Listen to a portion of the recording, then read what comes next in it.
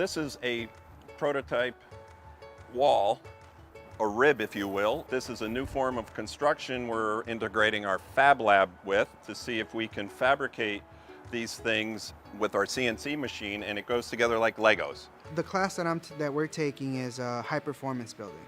I'm learning principles of advanced framing techniques here that are going to make the buildings more efficient, and it makes me much more valuable in my field. I'm studying carpentry.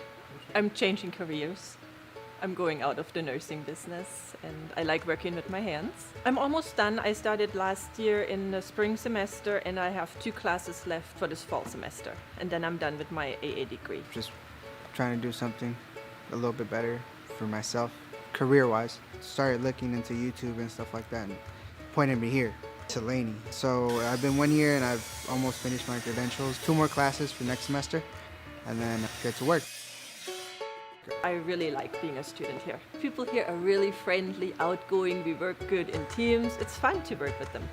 I love Laney College. One of the good things about being here in Laney is that teachers even refer you to companies because companies come to them all the time. I'm actually interviewing for a carpentry job today this afternoon. Tell them you're just coming from Laney and they'll give you a job.